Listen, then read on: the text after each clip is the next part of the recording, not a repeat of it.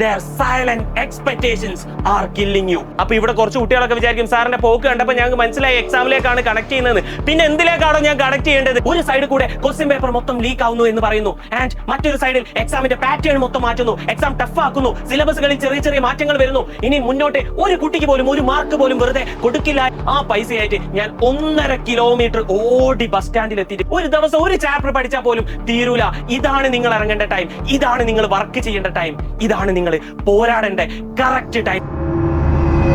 ഇന്ന് ഞാൻ സംസാരിക്കുന്നത് നിന്നോടാണ്. പ്രതീക്ഷയുടെ ഒരു തരി പോലും ബാക്കിയില്ലാത്ത കേരളത്തിലെ വിദ്യാർത്ഥികളോടാണ്. കണ്ണ് തുറന്നാൽ മുന്നിൽ ഇരുട്ട് മാത്രം കാണുന്ന, എന്ത് ചെയ്യണമെന്നോ എവിടെ തുടങ്ങണമെന്നോ അറിയാത്ത ഒരു പറ്റം നിഷ്കളങ്കരായ വിദ്യാർത്ഥികളോടാണ് ഇന്ന് ഞാൻ സംസാരിക്കുന്നത്. നിങ്ങൾക്ക് ഞാൻ 2 പേരെ കാണിച്ചു തരാം. ഇതാ, ഫോണിൽ നിന്ന് ജസ്റ്റ് ഒന്ന് കണ്ണ് അങ്ങോട്ടോ ഇങ്ങോട്ടോ മാറ്റിയാൽ നിങ്ങൾക്ക് ഇവരെ കാണാൻ പറ്റും.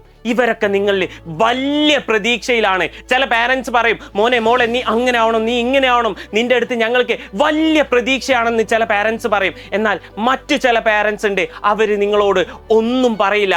But their silent expectations are killing you. അല്ലടാ, അവരൊക്കെ പറയാതെ തന്നെ നിങ്ങളിൽ ഒരുപാട് പ്രതീക്ഷ അർപ്പിക്കുന്നുണ്ട്.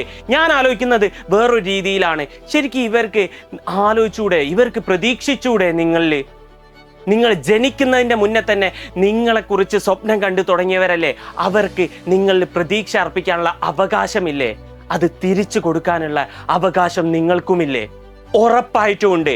അങ്ങനെ പാരൻസിന് ചെറിയൊരു മൊട്ട സൂചിയെങ്കിലും തിരിച്ചു കൊടുക്കുമ്പോൾ ഉള്ളിലുണ്ടാവുന്ന ഒരു ഫീൽ എന്താണെന്ന് നിങ്ങൾ എപ്പോഴെങ്കിലും അത് എക്സ്പീരിയൻസ് ചെയ്തിട്ടുണ്ടോ?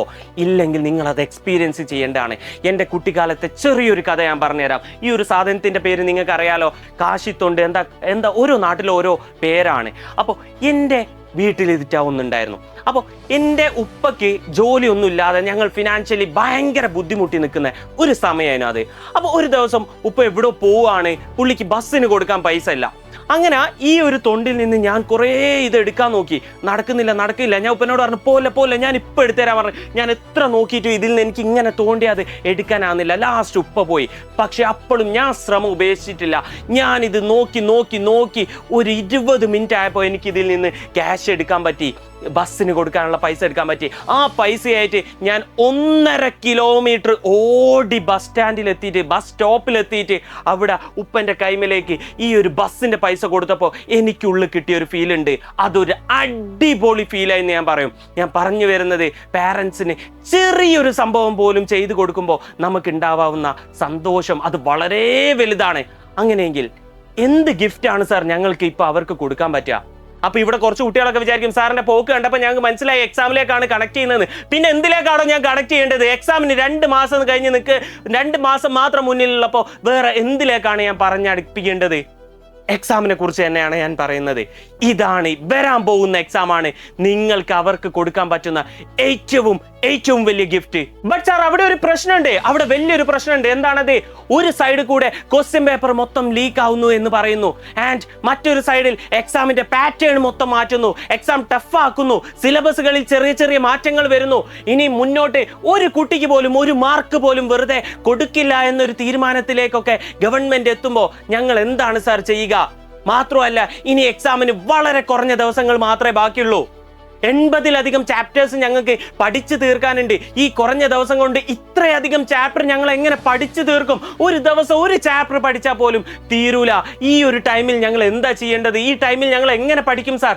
ആൻഡ് ഞാൻ പറയും, ഇതാണ് നിങ്ങൾക്ക് പഠിക്കാനുള്ള ടൈം, ഇതാണ് നിങ്ങൾ ഇറങ്ങേണ്ട ടൈം, ഇതാണ് നിങ്ങൾ വർക്ക് ചെയ്യേണ്ട ടൈം, ഇതാണ് നിങ്ങൾ പോരാടേണ്ട കറക്റ്റ് ടൈം എന്ന് ഞാൻ പറയുന്നത്. ഇപ്പം ഞാൻ സംസാരിച്ചുകൊണ്ടിരിക്കുന്നത് ഈ വീഡിയോ തുടങ്ങിയപ്പോഴുള്ള ഹോപ്പ്ലെസ് ആയിട്ടുള്ള പ്രതീക്ഷയുടെ ഒരു നമ്പ് പോലും ഉള്ളിലില്ലാത്ത കുട്ടികളോടല്ല. ഇപ്പം ഞാൻ സംസാരിച്ചുകൊണ്ടിരിക്കുന്നത് ആരോടാണ്? ഉള്ളിൻ്റെ ഉള്ളിൽ ഒരു ചെറിയ പ്രതീക്ഷ, എനിക്ക് വേണ്ടി, എൻ്റെ പാരൻസിന് വേണ്ടി ഞാൻ എന്തെങ്കിലുമൊക്കെ ചെയ്തു തുടങ്ങണം എന്നുള്ള ഒരു പ്രതീക്ഷ ഉള്ളിൽ ഒരു ഒരു ഒരു വിളക്കായി ചെറുതായെങ്കിലും കത്തിയ കുട്ടികളോടാണ് ഞാൻ സംസാരിക്കുന്നത്. നിങ്ങൾ ഇനി പേടിക്കേണ്ട കാര്യമില്ല. കാരണം എന്താണ്, നിങ്ങളിത് മറ്റൊരു രീതിയിൽ ചിന്തിച്ച് നോക്കൂ. 80 ചാപ്റ്റേഴ്സ് പഠിക്കാനുണ്ട് എന്ന് പറഞ്ഞിട്ട് നമ്മളിപ്പോൾ ബോധം പോകേണ്ട എന്തെങ്കിലും കാര്യമുണ്ടോ? 80 ചാപ്റ്റേഴ്സ് എന്ന് പറയുന്നത് ഈ എല്ലാ സബ്ജക്റ്റിനും കൂടി ഉള്ളതാണ്. ഇതിൽ സയൻസ് സബ്ജക്റ്റിലും മാത്സിലും സോഷ്യലിലും കൂടി മക്കൾക്ക് വരാൻ പോകുന്നത് വെറും 55 ചാപ്റ്റേഴ്സ് ആയിരിക്കും. അറൗണ്ട് ഓരോ ക്ലാസ്സിനും ഓരോ വേറെ വേറെ രീതിയിലായിരിക്കും. ആൻഡ് നിങ്ങൾ എന്തൊക്കെ പറഞ്ഞാലും ഇതിൽ 15 ചാപ്റ്റർ നിങ്ങൾക്കറിയാം എന്നുള്ളത് മേ ബി നിങ്ങൾക്കറിയണ്ടാവില്ല. ബട്ട് നിങ്ങൾ അത് ഉൾക്കൊള്ളണം. 15 ചാപ്റ്ററെങ്കിലും ഇതിൽ നിങ്ങൾക്കറിയാം. അങ്ങനെ നോക്കുമ്പോൾ വെറും 40 ചാപ്റ്ററേ നമുക്ക് പഠിക്കാനുള്ളൂ. ഓക്കെ സാർ പറയുന്ന പോലെ 40 ചാപ്റ്ററാണ് പഠിക്കാനുള്ളത്. ബട്ട് ഇത് ഞങ്ങൾ എങ്ങനെ പഠിക്കും? ഞങ്ങൾ ഇങ്ങനെ ഒറ്റയ്ക്ക് ഇരുന്നിട്ട് അങ്ങനെ അത്രക്കൊരു ഡിസിപ്ലിൻ ഉള്ള ആൾക്കാരും അത്രക്കൊരു ബോധമുള്ള ആൾക്കാരും ഒന്നും അല്ല ഞങ്ങൾ ഇത് എങ്ങനെ പഠിക്കുമെന്ന് നിങ്ങൾ ചോദിക്കുകയാണെങ്കിൽ, ഞങ്ങൾ എജുപോർട്ട് ഞാൻ നിങ്ങൾക്ക് പറഞ്ഞുതരാം.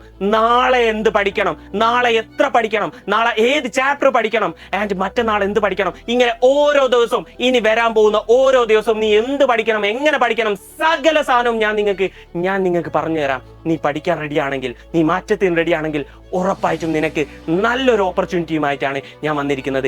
എന്താണെന്ന് ചോദിച്ചു കഴിഞ്ഞാൽ എജുപോർട്ടിന്റെ ബൂസ്റ്റർ ബാച്ച് ആണത്. എന്താണ് സാർ ബൂസ്റ്റർ ബാച്ചിന്റെ പ്രത്യേകത? ഇപ്പം പറഞ്ഞ പോലെ ഓരോ ദിവസവും എന്താ പഠിക്കേണ്ടതെന്നുള്ള കറക്റ്റ് ഷെഡ്യൂൾ മക്കൾക്ക് തരും. അതിൽ എന്തുണ്ടാവും? റെക്കോർഡഡ് ക്ലാസ് ഉണ്ടാവും, ലൈവ് ക്ലാസ് ഉണ്ടാവും, ആൻഡ് ആ ലൈവ് ക്ലാസ് കഴിഞ്ഞിട്ട് നിങ്ങൾക്ക് അറ്റൻഡ് ചെയ്യാനുള്ള ക്വസ്റ്റ്യൻസ് ഉണ്ടാവും. അതുപോലെ ഒരു വീക്കിൽ നിങ്ങൾ എത്ര ചാപ്റ്റർ ആണോ പഠിക്കുന്നത് ആ ചാപ്റ്ററിനെ എല്ലാം കൂടി ഉൾക്കൊള്ളിച്ചുകൊണ്ട് വീക്കെൻഡിൽ നിങ്ങൾക്ക് എന്തുണ്ടാവും? അതുമായി ബന്ധപ്പെട്ട എക്സാം ഉണ്ടാവും. അത് കഴിഞ്ഞിട്ട് അതിലുള്ള മൊത്തം സാധനങ്ങളുടെയും ഡൗട്ട് ക്ലിയർ ചെയ്യാൻ നിങ്ങൾക്ക് വീണ്ടും ലൈവ് ഉണ്ടാവും. അങ്ങനെ റെക്കോർഡ്, ലൈവ്, മെന്റർഷിപ്പ് എന്നൊക്കെ പറഞ്ഞ് നിങ്ങൾ പോലും അറിയാതെ എൻജോയ് ചെയ്തുകൊണ്ട് എജുപോർട്ടിന്റെ കൂടെ സിസ്റ്റമാറ്റിക് ആയിട്ട് നിങ്ങൾ പഠിച്ചു പോകും.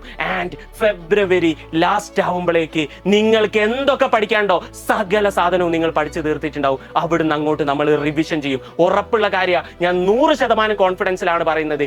ഇത് നിങ്ങൾക്ക് ചെയ്യാൻ പറ്റും. നിങ്ങൾക്ക് ചെയ്യാൻ പറ്റുന്ന രീതിയിൽ മാത്രമേ എന്ത് ചെയ്യുള്ളൂ, എജുപോർട്ട് ഒരു പ്ലാൻ മുന്നോട്ട് വെക്കുള്ളൂ. ആൻഡ് ഇതിന്റെ പ്രൈസ് വരുന്നത് SSLCക്ക് മാത്രം 799 ആൻഡ് ക്ലാസ് 7 to 9 ആണെങ്കിൽ 499 ആണ്. എത്ര ചെറിയ പൈസയാണ് അത് എന്ന് നിങ്ങൾ ആലോചിച്ച് നോക്കണം. പക്ഷെ ആ ചെറിയ പൈസ എന്ന് പറയുമ്പോഴും അതിനെ ഞാൻ ഒരിക്കലും എന്ത് ചെയ്യുന്നില്ല, വില കുറച്ച് കാണുന്നില്ല. കാരണം എന്താണെന്ന് വെച്ച് കഴിഞ്ഞാൽ ഈ ഒരു ഫീൽഡിലേക്ക് വരുന്നതിന്റെ മുന്നേ ഞാൻ പോയിട്ടുണ്ട് കൂലിപ്പണിക്ക്. എനിക്കറിയാം 1 രൂപ കിട്ടാനുള്ള അധ്വാനം എത്ര വലുതാണ്. ഈ 500 രൂപ കിട്ടണമെങ്കിൽ മിനിമം 6 മണിക്കൂർ വെയിൽ കൊള്ളണമെന്ന് എനിക്ക് നന്നായിട്ട് അറിയാം.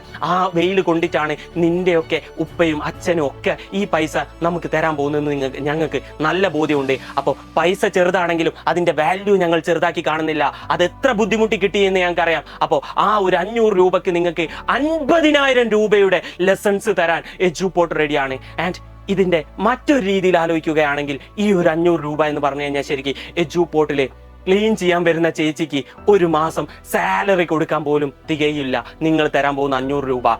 ബട്ട് എന്നിട്ടും ഞങ്ങളത് വാങ്ങുന്നത് എന്തിനാന്ന് വെച്ച് കഴിഞ്ഞാൽ ഇത് വെറുതെ തന്നു കഴിഞ്ഞാൽ മക്കൾ വിചാരിക്കും ഇത് വെറുതെ കിട്ടുന്നല്ലേ, ഒരു വാല്യൂ ഇല്ലാതെ ആയി പോകും. നിങ്ങൾക്ക് ഇവിടെ വന്ന് പഠിക്കണം, ഇവിടുത്തെ ക്ലാസ്സിന് കാര്യങ്ങൾക്കൊക്കെ ഒരു വാല്യൂ ഉണ്ടാവണം, അങ്ങനെ ഒരു ചിന്ത നിങ്ങൾക്ക് ഉണ്ടാകാൻ വേണ്ടിയിട്ട് മാത്രം വെറുതെ നമ്മൾ വാങ്ങുന്ന ക്യാഷാണ് എന്ത് ഈ പറയുന്ന എമൗണ്ട് എന്ന് പറയുന്നത്. ആൻഡ് ഇത് എല്ലാവർക്കും അഫോർഡബിൾ ആണ്. സോ ഒരു മക്കളും എന്ത് ചെയ്യരുത്, ഇത് മിസ്സാക്കരുത് ഈ ഒരു ഓപ്പർച്യൂണിറ്റി. ഇപ്പൊ ഈ വീഡിയോ സ്കിപ്പ് ചെയ്ത് നിങ്ങൾ പോയി കഴിഞ്ഞാൽ എന്താണ്, പിന്നെ നിങ്ങൾ റിഗ്രറ്റ് ചെയ്യും. ഇത് എന്തിനുള്ള സമയമാണ്? ഉറപ്പായിട്ടും മാറ്റത്തിനുള്ള സമയമാണ്, മാറാനുള്ള ടൈമാണ്, ചേഞ്ചസ് കൊണ്ടുവരേണ്ട ടൈമാണ്, ഹോപ്പ് ബിൽഡ് ചെയ്യേണ്ട ടൈമാണ്, പഠിച്ച് തുടങ്ങേണ്ട ടൈമാണ്. ആൻഡ് പഠിച്ച് തീർക്കുകയും ചെയ്യും നമ്മൾ ഫെബ്രുവരി ലാസ്റ്റ് ആകുമ്പോഴേക്ക്. ആൻഡ് മാർച്ചിൽ ഫുൾ നമ്മൾ റിവിഷൻ നടത്തും, നമ്മൾ A+ നേടും. നിങ്ങൾ കൂടെ നിൽക്കുകയാണെങ്കിൽ നിങ്ങൾക്ക് എജുപോർട്ട് A+ വാങ്ങി തരുന്നുള്ള കാര്യത്തിൽ ഒരു ഡൗട്ടും ഇല്ല. ഫുൾ A+ തന്നെയാണ് നമ്മൾ ലക്ഷ്യമിടുന്നത്. സോ വീഡിയോ ലൈക്ക് ചെയ്യുക. നിങ്ങൾക്ക് ഹോപ്പ് നഷ്ടപ്പെട്ട് കിടക്കുന്ന നിങ്ങളുടെ ആ ഫ്രണ്ടിന് ഈ വീഡിയോ തീർച്ചയായിട്ടും ഷെയർ ചെയ്യുക. ആൻഡ് ബൂസ്റ്റർ ബാച്ചിൽ ജോയിൻ ചെയ്യാനുള്ള സകല ഡീറ്റെയിൽസും താഴെ കൊടുക്കുന്നുണ്ട്. ആ ഒരു കാര്യങ്ങളൊക്കെ മക്കൾ എന്ത് ചെയ്യുക, ഫോമൊക്കെ ഫില്ല് ചെയ്ത് റെഡിയാക്കുക. സോ കമൻറ്റ് ചെയ്യാൻ മറക്കരുത് നിങ്ങൾക്ക് എത്ര A+ വേണം, ആൻഡ് നിങ്ങളിൽ ഒരു ഹോപ്പ് ബിൽഡായോ ഈ വീഡിയോ കണ്ടതിന് ശേഷം. സോ എല്ലാ മക്കളും കമൻറ്റ് ചെയ്യുക. നമുക്ക് മാറാം, നമുക്ക് പോരാടാം, നമുക്ക് വിജയിക്കാം.